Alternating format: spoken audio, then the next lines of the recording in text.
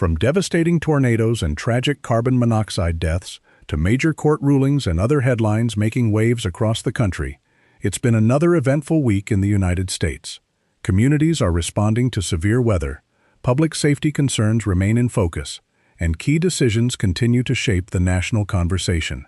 In today's News Roundup, we're bringing you a quick overview of some of the biggest stories unfolding across Missouri, Minnesota, and other parts of the United States. Turning now to the weather, several parts of the country continue to face an active stretch of severe storms as forecasters monitor the risk of tornadoes and other dangerous conditions. Here's the latest outlook from the National Weather Service. The National Weather Service confirming 2 tornadoes hit our area during the recent severe storms last week. An EF1 was recorded in Douglas County, about a mile southwest of Zion. It lasted about 2 minutes with winds reaching 95 miles per hour. Reports say the tornado produced a 75-yard wide path of damage consisting of snapped and uprooted trees. And an EF0 was reported in Webster County, 4 miles north of Seymour. The NWS says it lasted 6 minutes with peak winds reaching 80 miles per hour. And we have viewer video sent in of this system. Take a look at this, sent in by Taryn Householder, taken just after 7 p.m. on Friday. Now, reports say the tornado produced a 75-yard wide path with mostly the tree damage.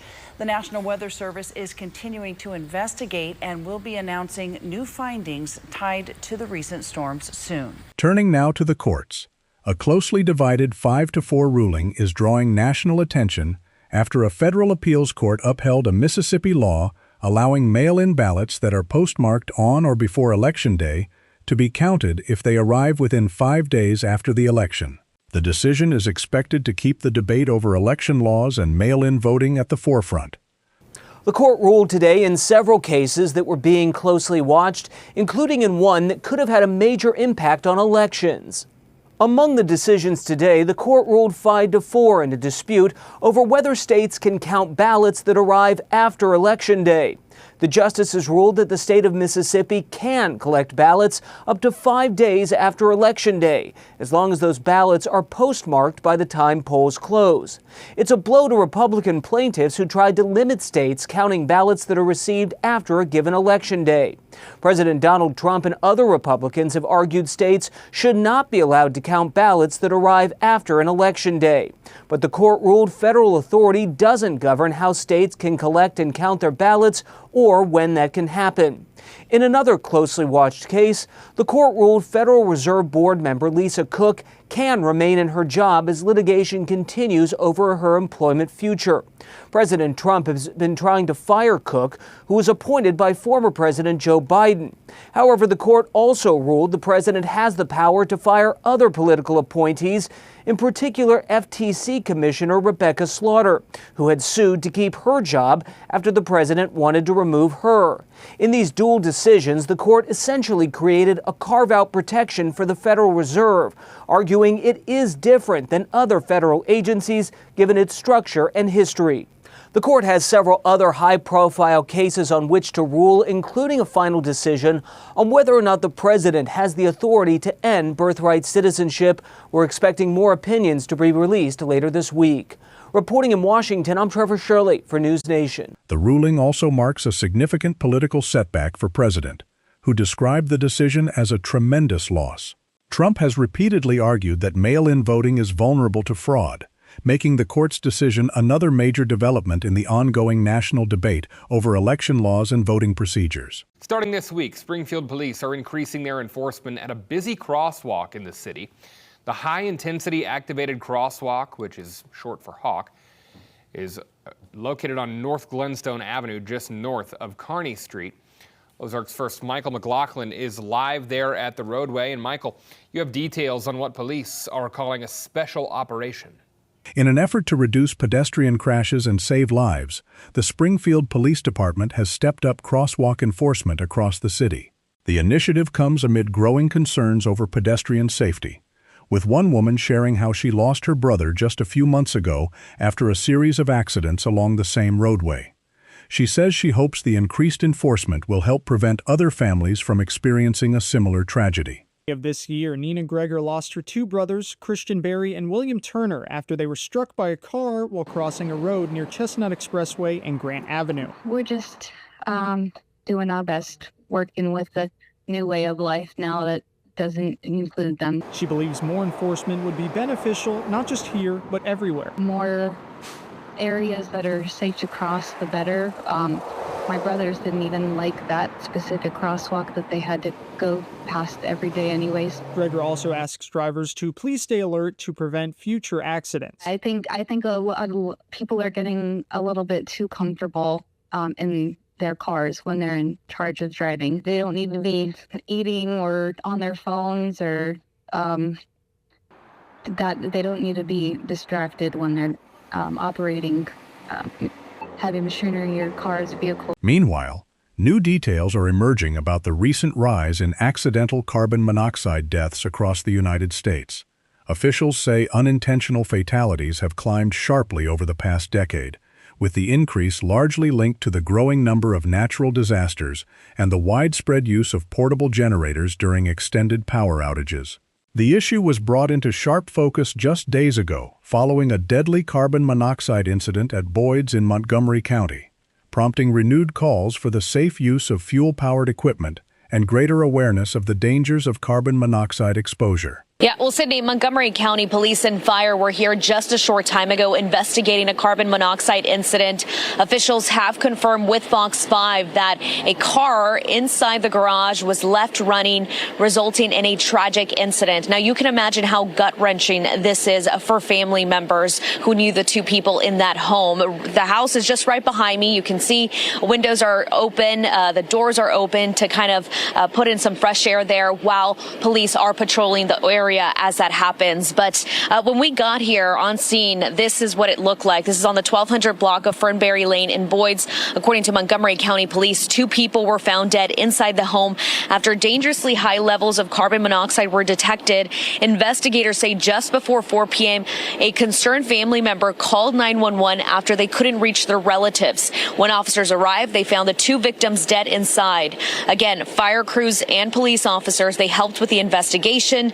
Detectives have not released the name of the two victims. In the meantime, police also checked nearby homes to make sure no other residents were at risk. As the nation continues to grapple with the recent tragedies and hopes for an end to the growing death toll, new reports of lives lost to carbon monoxide poisoning continue to emerge, raising fresh concerns among public safety officials. Begin at noon with breaking news. We now know how 5 people in Phelps County died from carbon monoxide poisoning. This happened earlier this month. The coroner says a car was left running in the garage of a duplex east of Rolla. 4 men and 1 woman died on June 19th. 3 were Honduran nationals, another was from Guatemala, and 1 was from Mexico. Authorities are not releasing their names. Turning now to another developing story. Attention is shifting from public safety to the workforce, where hundreds of employees are facing an uncertain future following a breakdown in contract negotiations at one of the region's major employers. As of early June, Ozark Radio News reported that 285 employees at Leonardo DRS were locked out following a breakdown in contract negotiations between the company and the National Association of Machinists and Aerospace Workers, the union representing the affected employees. The lockout began after the IAM union rejected a company proposal that union leaders said did not include wage increases that would keep pace with inflation and rising costs for goods and services. IAM Midwest Territory General Vice President Sam Cincinnelli added, "No company that claims to support our military can justify locking out the workforce that builds its military products." We reached out to Leonardo DRS for a comment, but the company had not responded at the time of this report. With negotiations still ongoing between the union and the company, many local families remain uncertain as workers continue waiting for a resolution. Union officials are expected to return to the area in the coming days to continue negotiations. For now, the wait continues. Health officials are urging residents to take simple precautions to help reduce mosquito populations and lower the risk of mosquito-borne illnesses. That includes removing standing water around homes, keeping gutters and yards clean, and using mosquito dunks where water cannot be drained. Experts also recommend wearing long-sleeved clothing and applying EPA-approved insect repellents when spending time outdoors. especially during periods of heightened mosquito activity. Turning now from public health to public policy, a new Minnesota law is drawing national attention as a legal battle over social media warning labels moves to the courts. New laws that hit the books in Minnesota today, but at least one of them. Look, it's not going to be enforced here for a while. Social media companies were supposed to add a warning label for pop-ups for users today, but they've not yet appeared. Our Capitol reporter, Corn Hoggard, is live there tonight. So, okay, the big question, Corn, is why? Why aren't we going to see these? Well, Tim, the big tech companies filed a lawsuit to prevent any kind of enforcement, and they have not gotten a ruling in their favor at this point. But the state attorney general's office told me today that they've agreed not to enforce the law until they get a ruling in their favor against social media companies. The time for trusting big tech is over. The time to regulate and enforce is now. The push for the law came after years of advocacy from parents and suicide prevention groups, who argued that social media platforms should do more to warn users about potential risks. Supporters say issues such as cyberbullying, online extortion, and growing mental health challenges underscore the need for stronger safeguards, particularly for young users. Social media companies have insisted they're protecting kids, but their track record is littered with tragedy. And this is no time to trust but verify. It's time to regulate and enforce. The measure received bipartisan backing and narrowly passed the Minnesota House. However, several major technology companies quickly challenged the law, arguing that it violates the First Amendment by compelling them to display a government-mandated message on their platforms. The warning label would require the conveyance of a controversial message. There is no scientific consensus regarding the mental health effects of social media. Much more scientific study is needed. Minneapolis officials have unveiled a new citywide initiative aimed at cracking down on open-air drug activity, signaling a renewed effort to improve public safety. Announced on Thursday, July the 2nd, the coordinated operation will bring together law enforcement and partner agencies to target areas where illegal drug activity has become increasingly visible as city leaders work to restore order and strengthen neighborhood safety. Good morning, everyone. Thanks for joining with us here today. I want to thank every member of this coalition that is out here who have been demanding change. To our Native partners, to Metro Urban Indian Directors, to Red Lake Nation, Little Earth and the Little Earth Protectors, to AICDC and the AIOIC.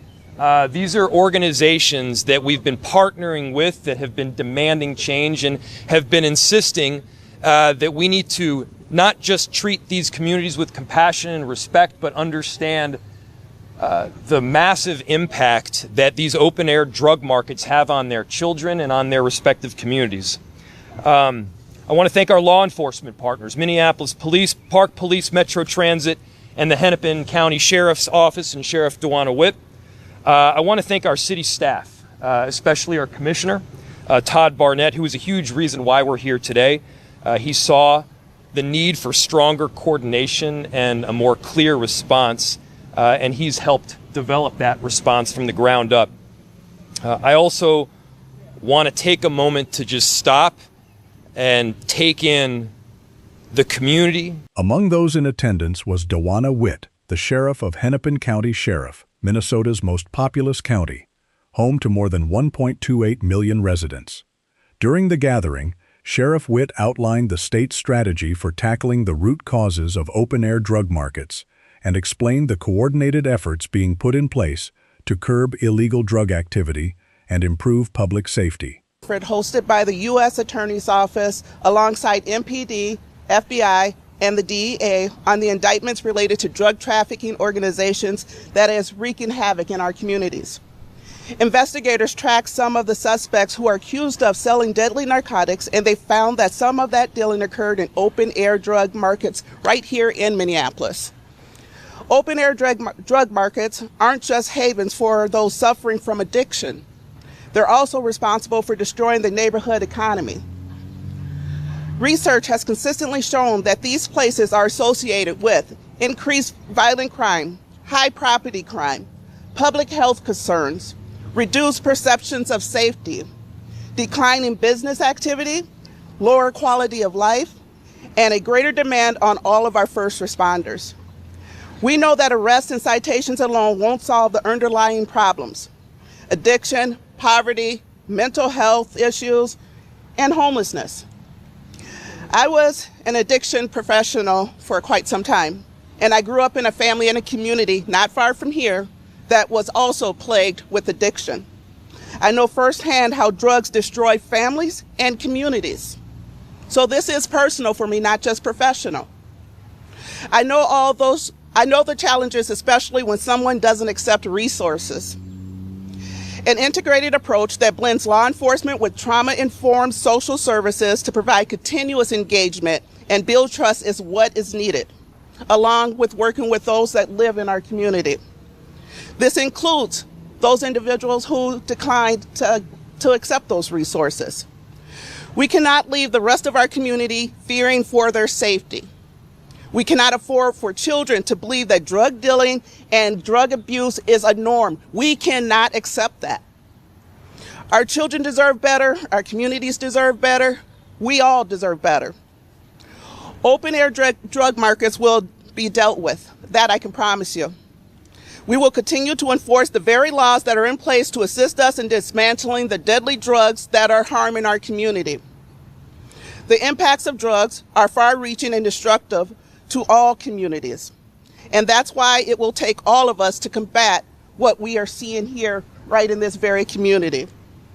My office will continue to work with all our law enforcement and public health partners to find long-term and sustainable solutions. You see, just because you see things get better doesn't mean you're done. It means you still have to be on it so it never starts again. Today's announcement is a proactive step in the right direction to create safer and healthier communities for all. Thank you, and I'd like to introduce City Council Vice President Jamal Osman. Turning now to a story of courage and recognition. 4 firefighters from Eden Prairie are being honored for their extraordinary bravery after risking their lives to rescue a baby trapped inside a burning townhouse 2 years ago. Brandy, the firefighters tell me they never expected to receive an award for doing their job. This is a still image of the burning townhome they rushed into that day, and they say the decision to go inside came down to one thing: a baby was still trapped inside.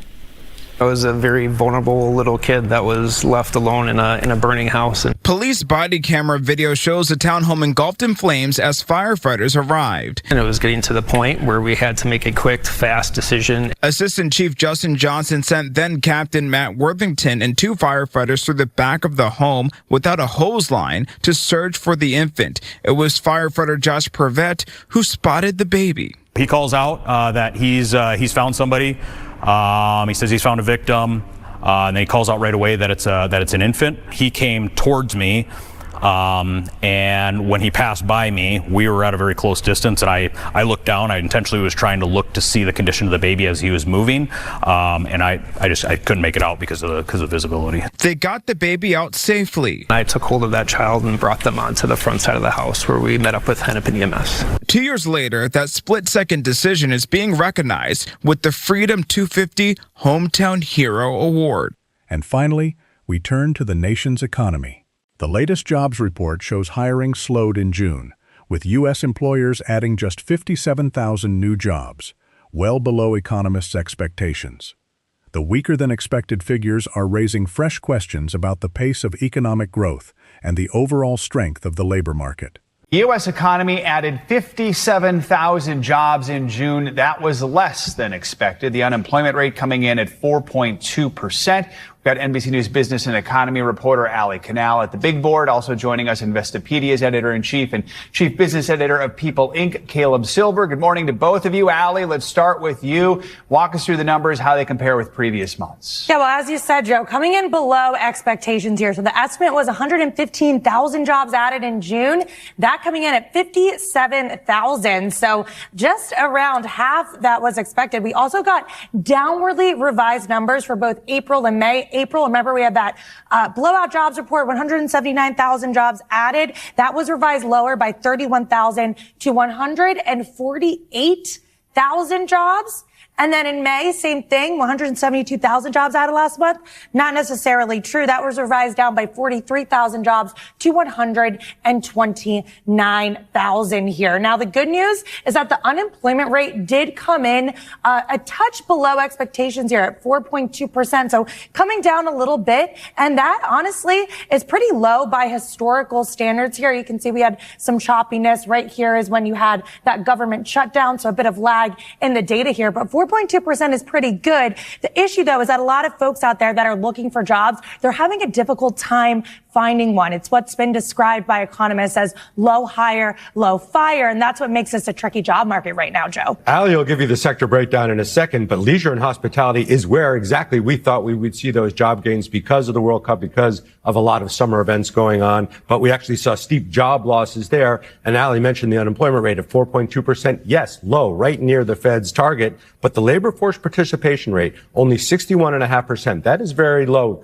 Not terribly low, but low by historical standards. Tells you more people are leaving the workforce than are actually entering. All right, so Allie, let's break it down by industry. Where are we seeing the biggest losses and the biggest gains? Well, as Kayla mentioned, the World Cup, there was a lot of jobs that were added to the leisure and hospitality sector last month. So there were some warning signs that this could be the start of a summer slowdown. So leisure and hospitality falling by 61,000 jobs there. Now, healthcare, that continues to be the sector that continuously adds jobs over and over again. We saw 22,000 jobs added here as the aging population really requires a need for these healthcare workers.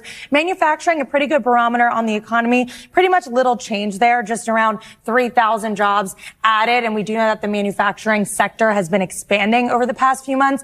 And then construction, we saw 11,000 jobs added. Typically seasonally, better weather. You have more infrastructure projects. You have more house building in the works there. Construction, also a good sector to watch as we continue to monitor that AI build out as well, Joe. So, Caleb, here's the challenge. You need to try and cool inflation, but then maybe you also want to try and boost the market, the job market. So if you're Kevin Warsh, who's rather tight-lipped these days, ahead of the next Federal Reserve meeting, which is in 27 days, 5 hours and 20 minutes. I'm not counting, you're counting, but he's not worried about the jobs market. He told us as much yesterday at a speech in Portugal. He said it's inflation that we care about. And if you think, he said, that the Fed is comfortable with inflation north of 2.5%, you are very wrong about that. So the Fed is going to be focused on inflation. Right now, there is a 30% chance of a rate hike at that July 29th meeting. Roll the tape forward to September 16th, a 50% chance. We'll see if that sticks, given the upcoming inflation numbers and more jobs data to come in the next month. Allie, while we're talking about inflation, we also have to talk about wages. What are we seeing when it comes to wage growth? So coming in at expectations, 3.5%, but look at where inflation's at 4.2%. So once again, inflation that's eating into your paycheck. That's a trend we've been seeing over the past several months. Now, back in May, wage growth was 3.4%. So a little bit of an uptick there. We will see if this number can come down. We'll get fresh inflation data over the next couple of weeks. We do know that energy prices have fallen as there's been easing tensions between the U.S. and Iran. That will likely be a positive thing on inflation. But this is why when you're out shopping at the grocery store, when you're buying things, you probably feel that pressure a bit more because inflation is just eating into those paychecks, which we obviously all don't want. Yeah, and everyone's feeling that. So, Kayla, big picture, when your wages are going up but not enough to meet that inflation, just what does that mean for our wallets, how we manage our expenses, how we manage our bills? Yeah, this is the way it's going to be for a while. Interest rates are not going to change. So expect to pay those higher interest rates, and I wouldn't expect prices to come tumbling down. Maybe they will at the gas station. The rest of the supply chain is going to take a while, maybe a couple months.